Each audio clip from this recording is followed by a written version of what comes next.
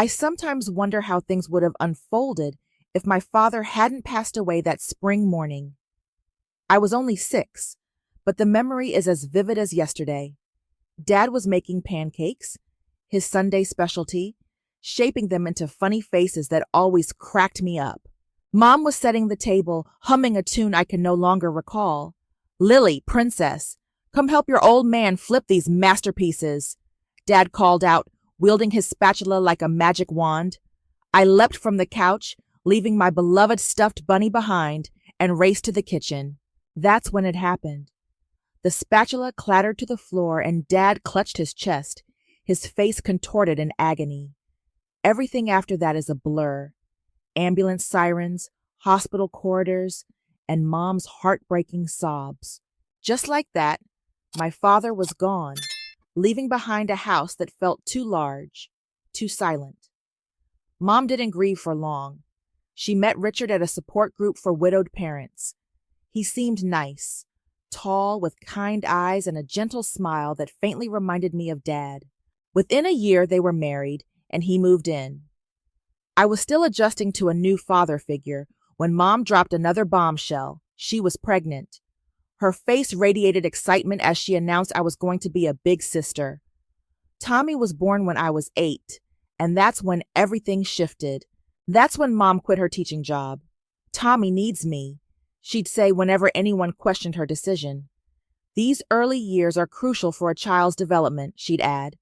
I wanted to ask about my early years, whether they hadn't been crucial too, but the words caught in my throat. I watched Mom's world shrink until it revolved solely around Tommy. She'd forget my lunch, then feign surprise at my hunger at dinner. "Oh, I'm sorry, sweetie," she'd say distractedly, already turning back to Tommy. I was so busy with Tommy's doctor's appointment today. It wasn't an isolated incident. It became the norm. Richard noticed. I'd catch him watching Mom with a worried frown as she fussed over Tommy, completely ignoring me. One evening, as I sat alone with my homework, he sat beside me. "You know, Lily," he said quietly, helping me with my math, "sometimes people get so caught up in one thing they forget to see what else they might be missing." As Tommy grew, the tension in our house became unbearable. Richard tried talking to Mom countless times about her obsession with Tommy, but it always ended the same way, Mom becoming defensive and angry. I remember one dinner where Richard brought it up. Tommy, about 5, was pushing his food around his plate while Mom hovered, trying to coax him to eat. "Sarah," Richard said, putting down his fork, "we need to talk.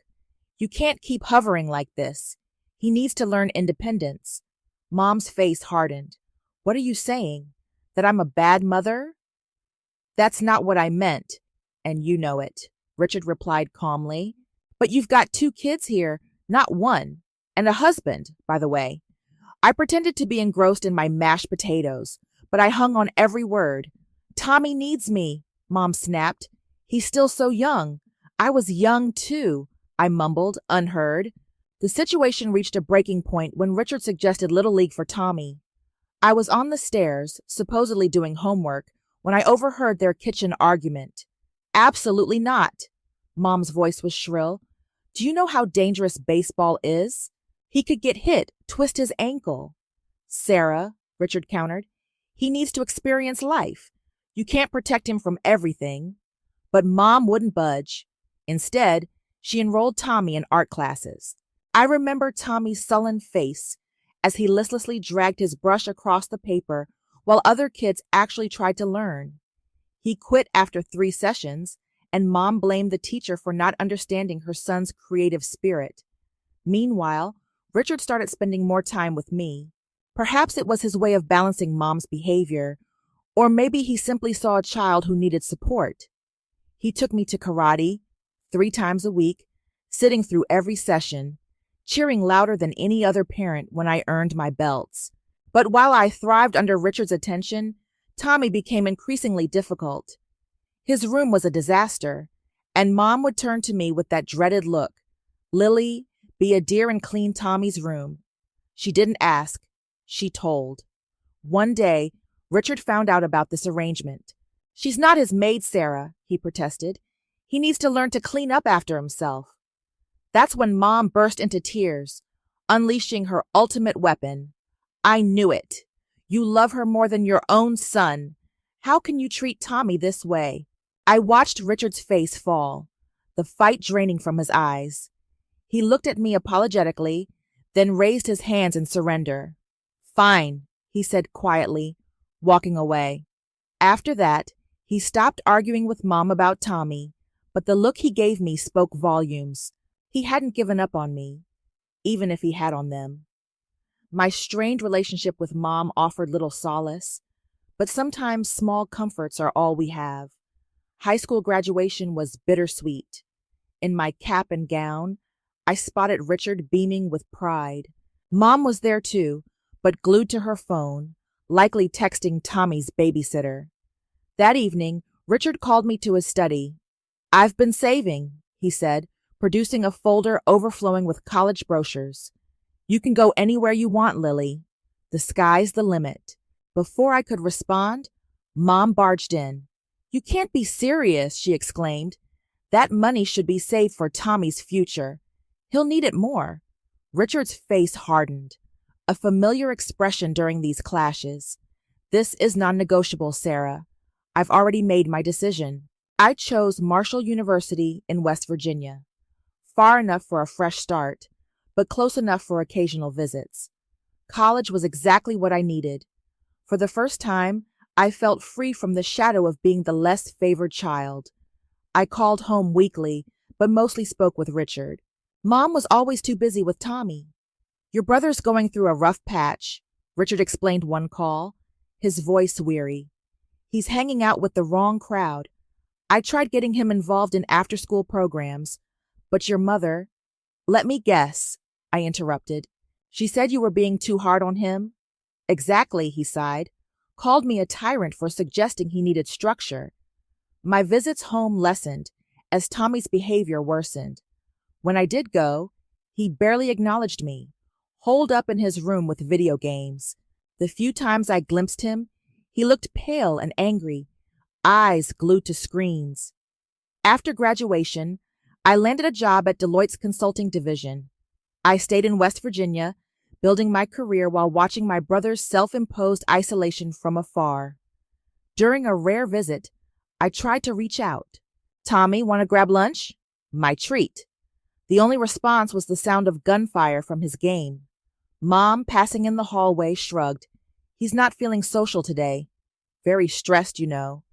The contrast between our lives couldn't have been starker.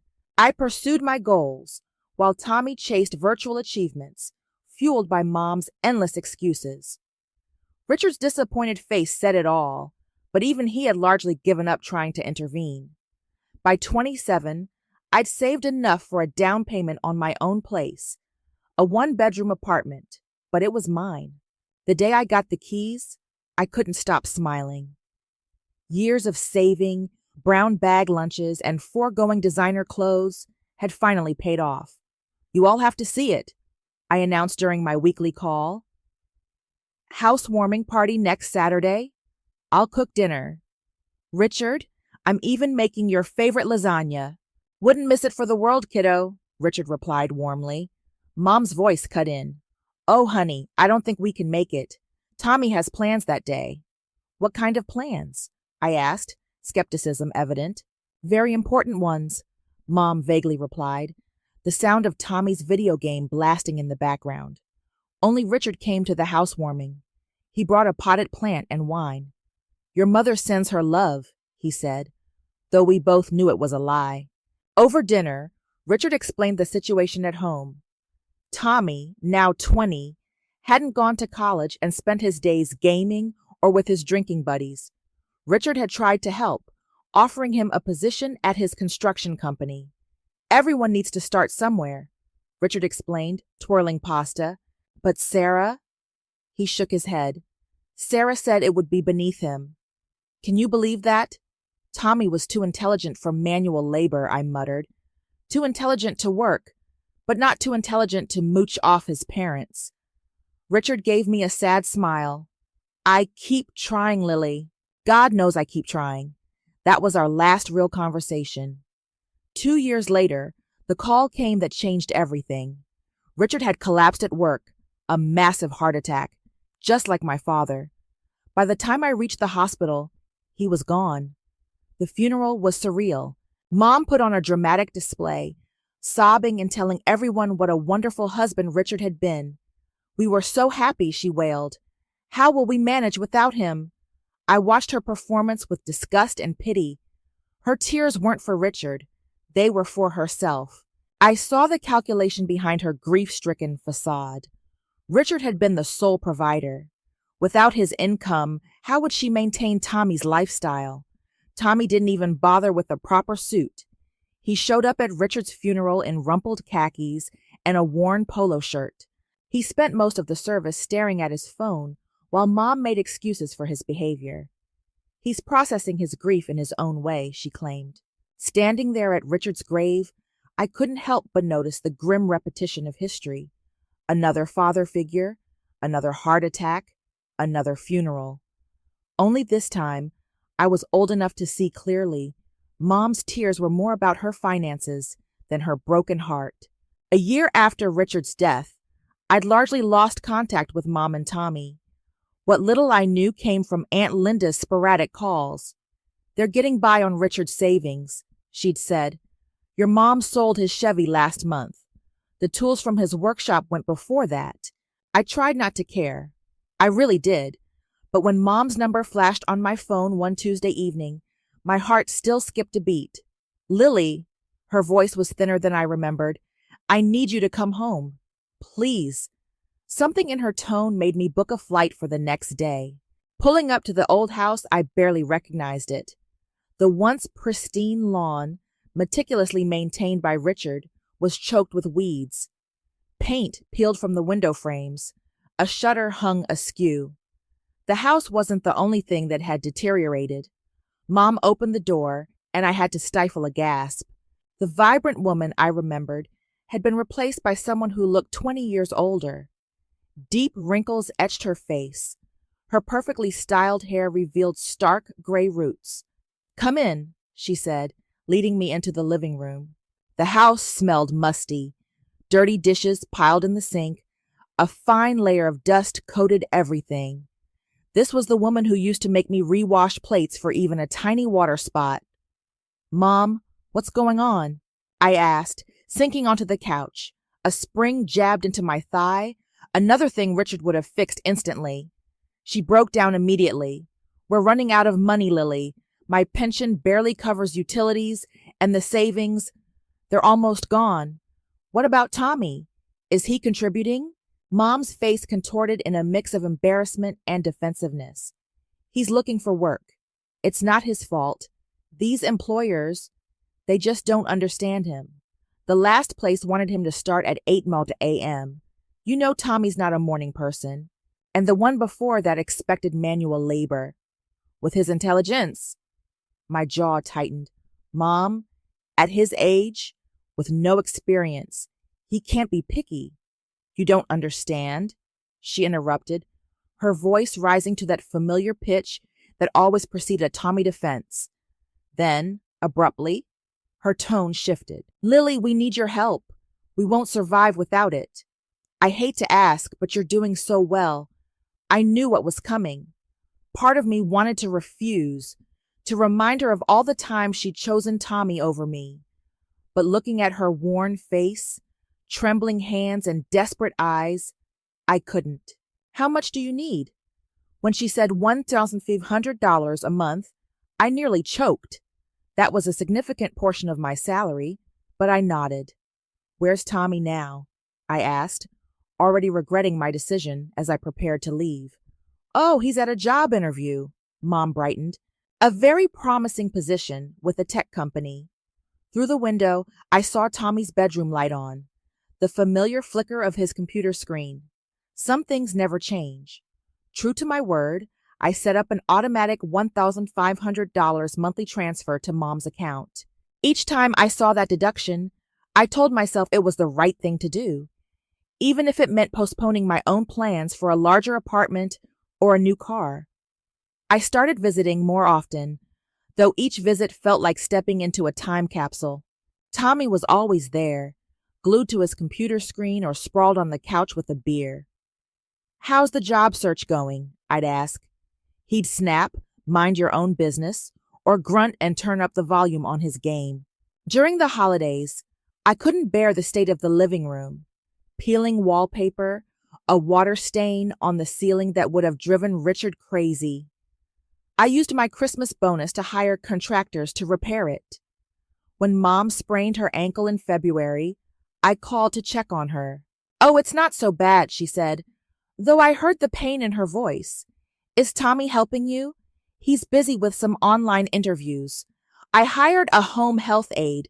The money I'd been saving for a vacation covered her wages for 3 weeks. Then came the day I walked in and found a stranger sprawled across our sofa.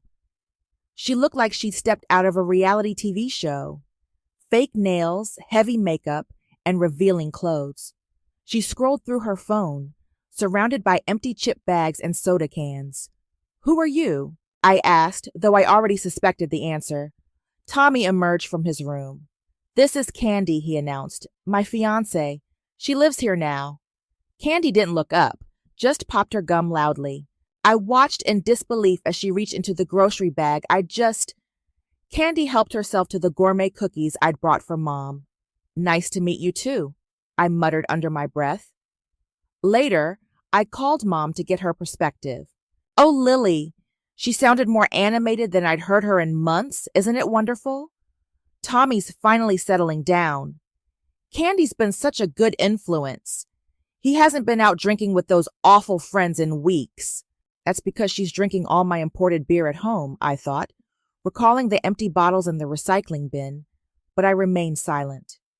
"And he's talking about getting a job," Mom continued excitedly. "Candy's cousin knows someone at a tech startup. Tommy says it could be his big break." I made noncommittal noises, thinking of the countless big breaks Tommy had mentioned over the years. Mom was so enraptured by her bubble of perpetual hope that I couldn't burst it. My next visit began like any other. I juggled grocery bags, pushing open the front door, only to freeze. The house looked like a tornado had ripped through it. Dirty dishes piled high in the sink, takeout containers littered every surface, clothes strewn across the floor. Candy lay sprawled on the couch, perfectly manicured nails tapping away at her phone screen. She didn't even look up as I put down the groceries. "You know," I said, my voice sharp, "you live here, rent-free, eating food I pay for. The least you could do is wash a dish or two." She looked up slowly, a smirk playing on her heavily glossed lips. "Who do you think you are? Giving orders? This isn't your house." "I grew up here," I retorted. "You're just a guest." She laughed, a harsh, triumphant sound that made my skin crawl. "Oh, honey, you've got it all wrong. This house belongs to Tommy now. Your mom signed everything over to him. There's a will and everything." I found Mom in the kitchen, sorting coupons she never used. "Is it true?" My voice sounded strange. "Did you make a will leaving everything to Tommy?" She wouldn't meet my eyes at first, fiddling with the papers. Then something hardened in her expression. "Yes," she said flatly. "It's true." "I don't understand," I whispered. "I'm the one helping you. I'm the one sending money every month. Tommy doesn't work. He doesn't contribute anything. Don't you dare talk about your brother that way." Mom's voice rose sharply. "You don't understand him. You never have."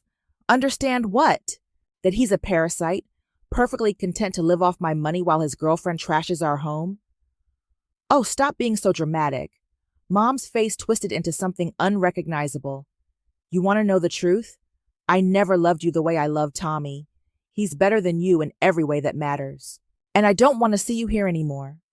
Those words hit like physical blows. For years, I told myself Mom loved me, just showed it differently, that beneath her obsession with Tommy, she cared. Now I knew better. I turned and walked out, Candy's triumphant laughter echoing behind me. 21 years of hoping, making excuses, trying to earn my mother's love. It all ended with the quiet click of a door closing. The drive home was a blur.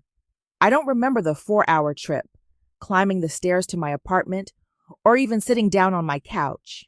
But I do remember the moment of clarity as I stared at my phone's banking app, at the automatic transfer to Mom's account. That was $500 every month for the past year. My finger hovered over the screen before I decisively clicked cancel recurring payment. Over the next few weeks, I immersed myself in work, ignoring the hole in my budget that now felt like an opportunity, not a burden. I researched investment options for the money I'd been sending home. Maybe I could finally save for a house, a real house, not just an apartment. Exactly 1 month after my last visit, Mom called. The money didn't come through, she said, without preamble. There must be some mistake with the bank. There's no mistake, I replied, surprised by the steadiness of my voice. I canceled the transfers. There was a moment of stunned silence before she exploded.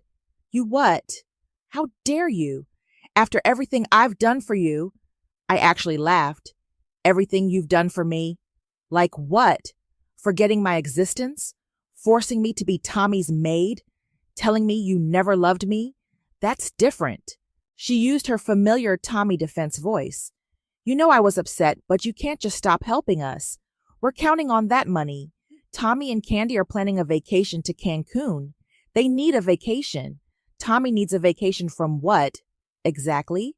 Playing video games and drinking beer? I interrupted, my voice rising. Let me tell you something, Mom. Tommy doesn't need a vacation. He needs a job. How dare you speak about your brother that way? You're just jealous because what? Because you left everything to him? Fine. You made your choice. Now he can take care of you. The rest of her tirade dissolved into a stream of accusations and demands. I hung up. I let her rant for a moment before interjecting, Goodbye, Mom. Don't call me again. I blocked her number before she could respond, but Mom wasn't finished.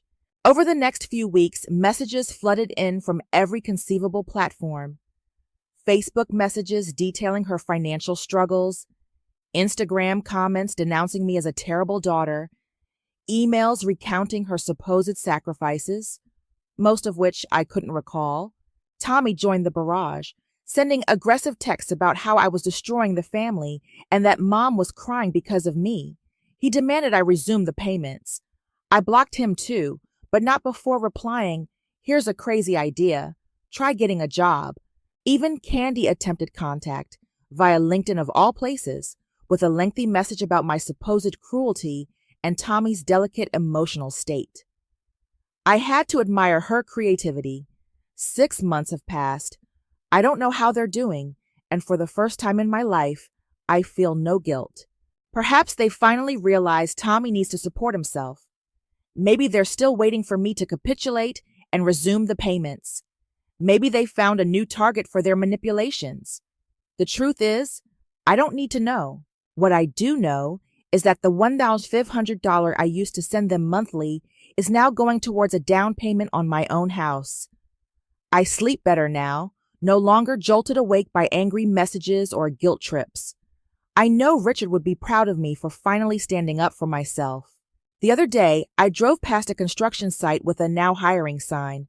For a moment, I considered taking a picture to send to Tommy, but then I smiled and kept driving. Their problems aren't my problems anymore. Finally, after all these years, I'm free.